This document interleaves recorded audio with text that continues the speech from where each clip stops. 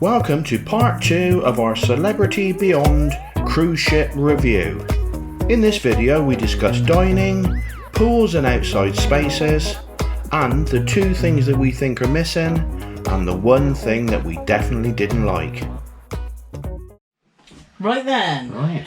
So let's talk about pools on the Celebrity Beyond. Now on deck 14 is the main pool area, and when you walk out there, it is wow, isn't it? Oh, it's pretty spectacular. Yeah. There's the art, which we'll go on to, because there's so much to say about this ship, isn't there? The art, there's the man bent over with the elephant on his back, but you open up to this beautiful pool, and a really good sized pool. Yeah. Surrounded by sunbeds that were sort of black and white, and there was, when we were on board, there was plenty of room for sunbeds to go all the way around on all the tiers, and with space between.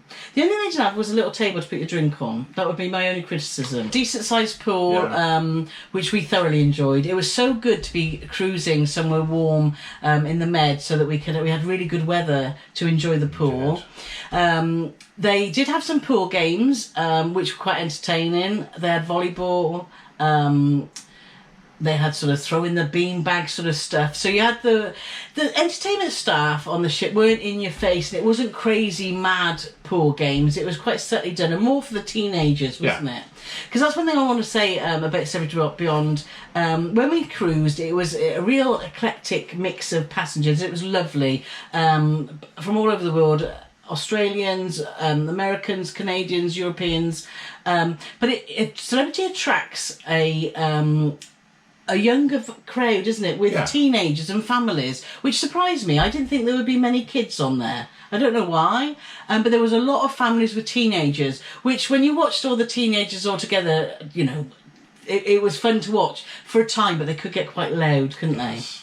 And we're old and grumpy now, so... Well, no, when we were by the pool, we just wanted a quiet time, which we did get a lot of the time. But there was a few times we thought, let's just go and find somewhere else to sit, because it did get a little bit rowdy, but not too much.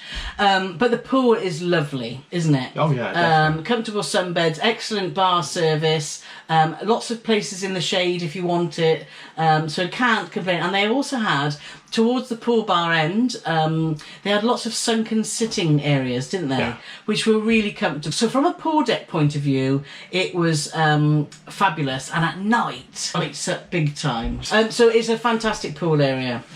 And also around and up at the top, there's sunbeds everywhere. Sunbeds everywhere. There's lots and lots of outside space, and as you go up to the upper sort of sun decks, you will find also there's another little mast bar, which we didn't mention when we said about bars, but that's a lovely little, it's just a tiny little bar, which you can just sit in the shade. There was some in the sun. There was sunbeds everywhere. I don't think there'd be a problem even at full capacity. To find a sunbed. It didn't feel that way, did it? But and that was the only pool really that they had on board. The only outdoor pool. The only outdoor pool. But they did have towards the sunset bar and the rooftop garden in what they called infinity whirlpools, but they were bigger than that, weren't they? They were like infinity pools that were how big would you say? I think didn't they call them plunge pools? I found as well, which were adult only. Yeah. So you could go there, but it's not the same as being able to swim a length. But the trouble is as well, is the one end of the pool was exposed because you just had glass there, and if you're like. Well, it wouldn't be flattering for anyone. If you haven't got like a 6-pack and you get in there, it makes you look 10 times worse. Well, we'll show you because we've got some footage of you in there. Oh, God almighty. So it's whale alert.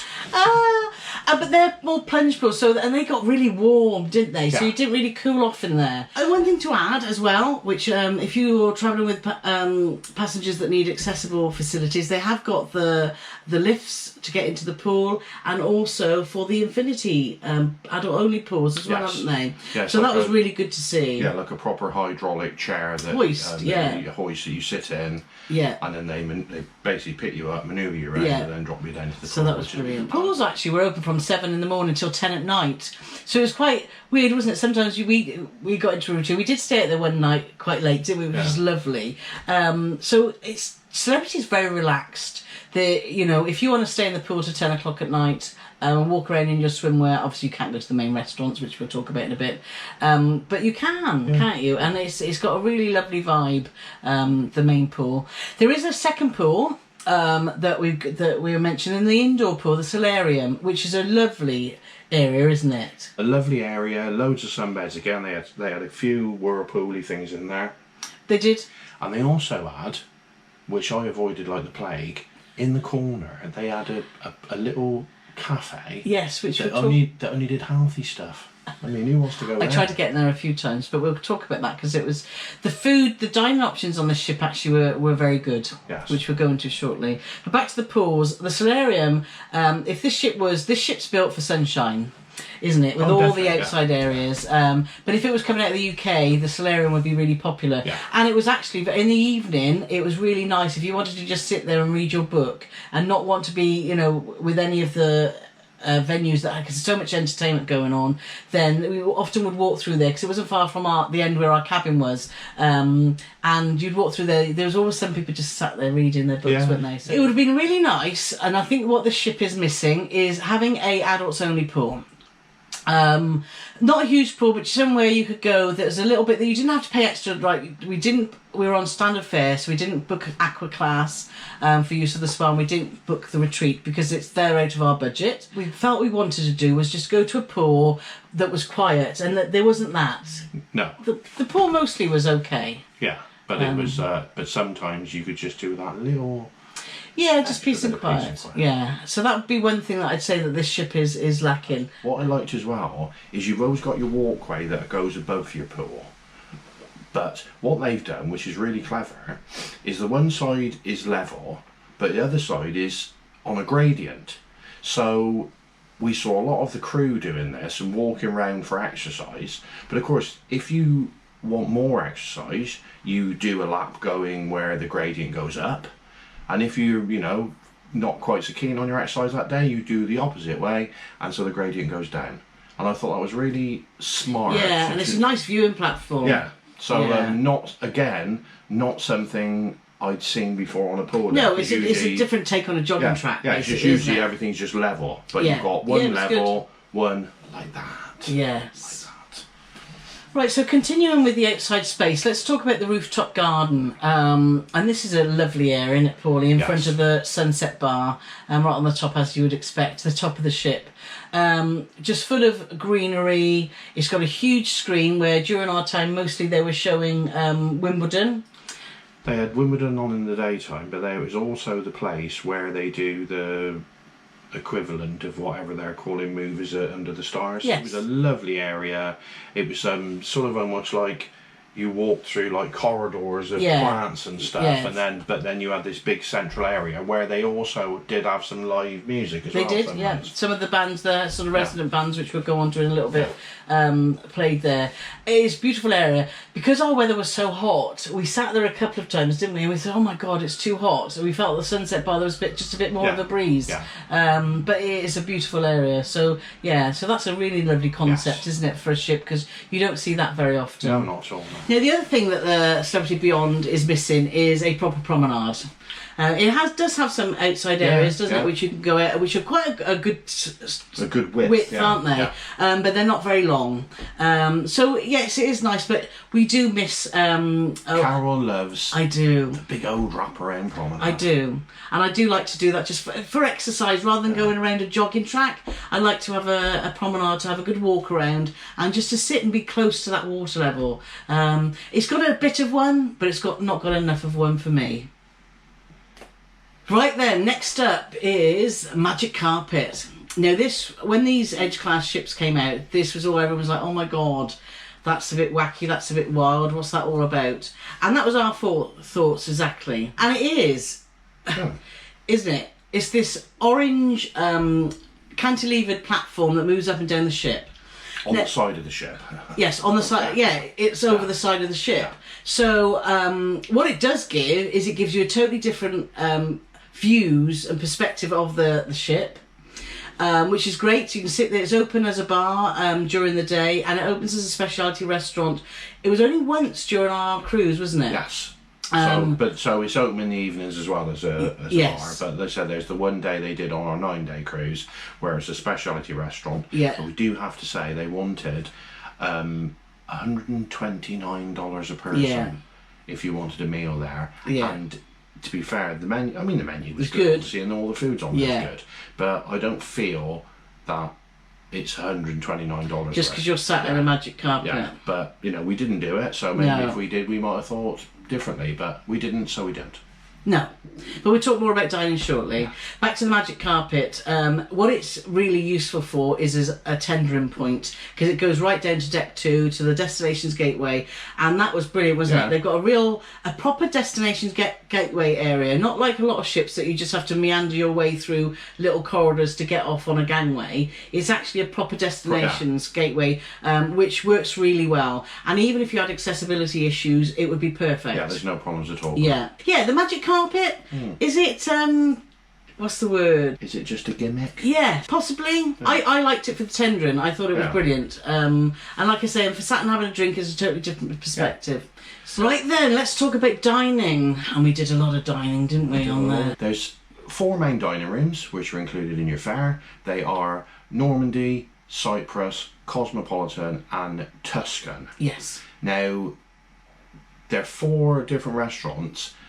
All 4 of them have the same menu, apart from one section which is exclusive to that particular restaurant. So like Cyprus, they've got some Greek Cypriot food, a special section of their own, and Normandy, they've got French food, etc., etc. Yeah. But you don't have to go to each individual restaurant if you're not after any of the specialities. You can go to whichever one you want. Yeah. Because you can still get everything else that's available on those menus. We'll put some examples of some menus here now, and some of the selection food. We went to Tuscan, which we thoroughly enjoyed, and Cyprus, which were excellent.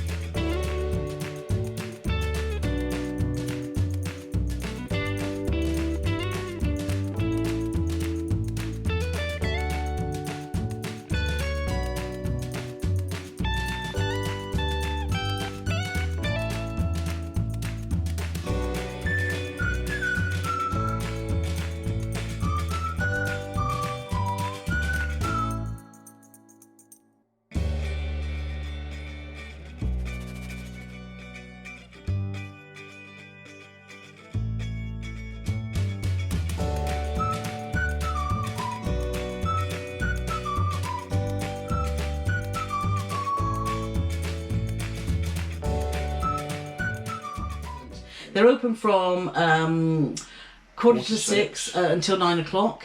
We do advise that you book. I mean, we were lucky on our cruise that we were only 60% capacity, but we've talked to people that have been on the Beyond when they've been a higher capacity, and they do get booked up. Yes. So we'd advise you use the app. The Celebrity app is really good and very easy to use. Yes, it is. So just make sure you book up if that's what you want to do. But we really enjoyed our meals here. Did, yeah. Service was spot on. The settings were beautiful. Couldn't fault it, could we? No. And the next place that we spent a lot of our time, and the rationale for that I'll explain now, is the buffet. Yeah. Now, we go on a lot of cruises, as you know, and I'm consciously trying to eat healthier and lose some weight. So going to the buffet was a preferable way for me to have far more salads and healthy stuff. And it's the first cruise I actually managed to lose 2 pounds. Woo! Yeah. So the buffet, the Oceanview buffet, was fantastic. Offsat against the £5 I put on. Yes. But lots of selection, very comfortable seating, a great place to sit for sunsets. It's got panoramic windows. Paul loved the Indian section. They had a seafood, shrimps this one day, wasn't there, that coming out of our ears. It was amazing. And it leads out to a pizza place and the Oceanview bar, which is another perfect if you want to sit out and dine al fresco. And that's right at the after the ship. Yeah. So the buffet is a fabulous place, and you have obviously waiter service as well there. Right, the other place for a fantastic lunch is Eden.